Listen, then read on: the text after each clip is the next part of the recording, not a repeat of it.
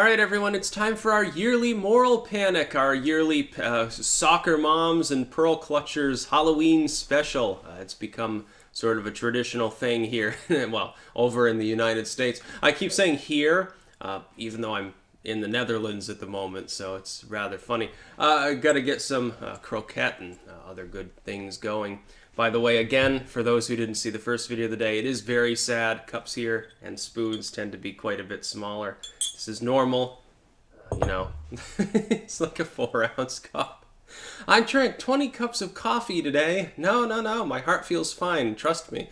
Anyway, what's being warned of this time around? I can remember, I'm old enough to remember razor blades and apples when I was a kid being a thing. Like, if you get any apples at the house on Halloween, don't you eat them. Because, of course, the person is a psychopath. They push razor blades in. The idea is you chew on it, you end up slashing your mouth apart.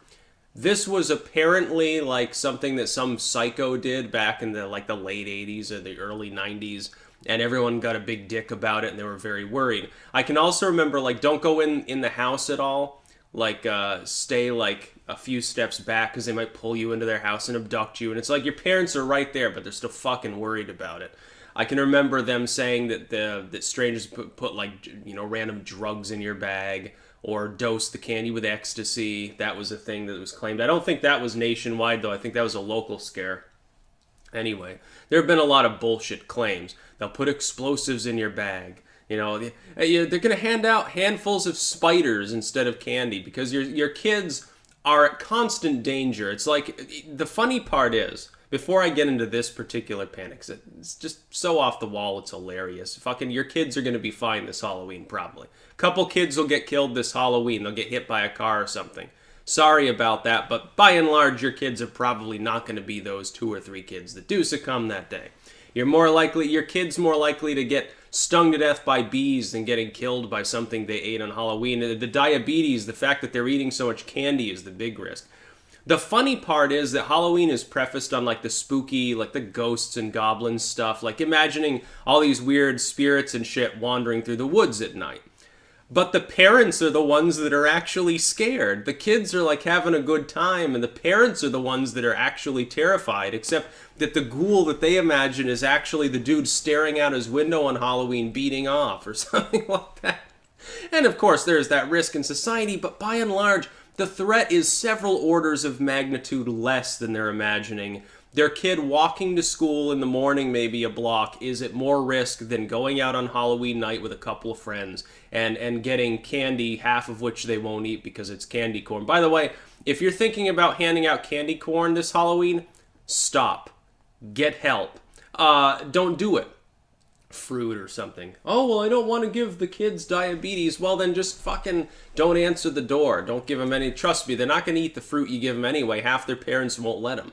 Don't even let them eat the healthy food. You go to the local, the vegan, the vegan Wicca house, and the lesbians there are handing out vegan burritos or something. They're probably amazing, but the kids aren't actually going to be eating them. So your effort is basically wasted. You might as well just eat them yourselves. By the way, some vegan food's actually good because it forces them to use something other than meat in order to get the flavor in there. It'd be pretty good. In all honesty, go to a co-op sometime. See all the weird shit that they've got to eat. Most of it's curried. It'd be good. Anyway, this year's Moralpanic is THC-laced gummies and candy rope and stuff. So make sure to check your kids' candy for the extremely expensive Get High edibles. Because obviously, trust me, parents, it's serious time now. Sit down because, grandma might faint here. Get the smelling salts just in case. Strangers, again, just like back in the 90s, strangers would give your kids drugs all the time to get them hooked so that they could, because everyone knows that 8-year-old has a lot of money to support their coke addiction. This is very common back in the 90s. I remember I was told that at DARE. I was told it by the police that would come in and talk to us. I was told it by my parents and teachers. By the way, also, they would try to give you AIDS. They would put hypodermic AIDS needles in the bag, too, of candy so that you'd get poked and you'd get AIDS. No shit, that was a claim that was made during the height of the AIDS panic. I was there because that was the early 90s. you're kindergarten or whatever. People didn't fully understand what was happening still at the time. It was a lot of problems, a lot of fear. This time the fear is about weed. Because everyone knows the baby boomers who like went to Woodstock and shit. Well, I think they'd be a little bit too young to have gone to Woodstock, some of them. Anyway, your grandparents and stuff that went to Woodstock, all of a sudden they forgot the 60s and 70s and how acid soaked, there's coke everywhere and stuff. Trust me, I've talked to my mom about, the reality of what her childhood was like. Yes, obviously an individual who will get fooled into believing that strangers are going to give free drugs to your kids. The funny part is a lot of those yuppie parents did replicate that fear. No, strangers are not going to give your kids THC candy. Who's going to spend how much, the picture of it was like some candy rope, like a gummy rope or something, 400 milligrams THC per rope. You know how much that would cost, dude?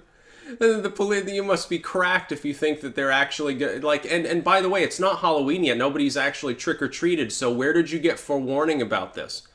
Did some crazy stoner was giving this out on the street corner and you're extrapolating this to be a big risk? Look, I'm not going to sit there and pay $1,000 on THC candies in order to give them out to people. Number one, I'm breaking the law. Parents are probably with them anyway. Number two, the average kid's going to see that. They're not going to use it. No, some kid, they've already been indoctrinated by DARE and stuff. They think that if they do that, then the next day they'll be turning tricks on the corner or they'll be a cartel member or something because they're delusional. They're not going to use it. Their parents might. You know what would happen? I tell you exactly what had happened. Harold the crazy hippie starts giving out THC gummy bears or something to the kids on Halloween. Who's going to eat them? The parents. They won't even report it. I mean, it's probably not even a felony. There's, tossing in the bag. Whoops, I forgot. Sorry, officer. They have plausible deniability. They're high at the time, so they don't know what they're doing. Harold, he does a lot of weed.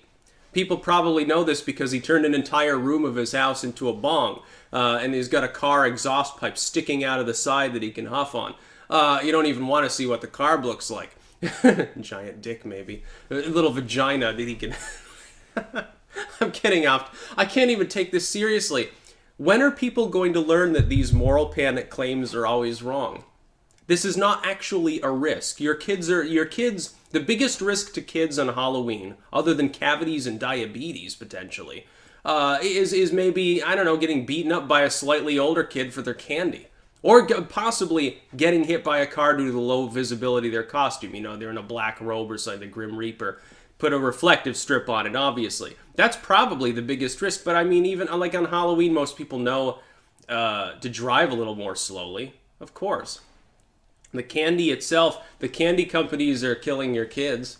More of your kids will die as the result of diabetes or, I don't know, an infected tooth that gives them blood poisoning. They're going to die of that much more than they are razor blades and apples, ecstasy candy. And if they get THC candy, the parents will eat it. The parents know what weed is like. Most of them have tried it before. Wow, free THC. Thanks, Harold. Hell, it'll be like if it's anything like being near the southern border, arguably. Not going to say anything more on that token. Kids down there drink Bud Light all the time. I wouldn't be surprised if some kids, do edibles anyway.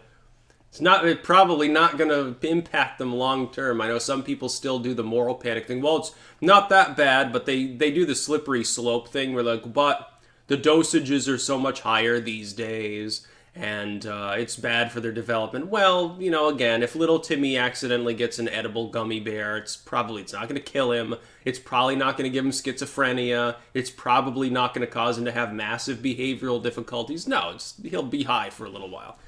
He'll get the munchies and eat all the other candy. The biggest risk is you get, the THC gummy and then, you scarf so much candy down you get a diabetic coma.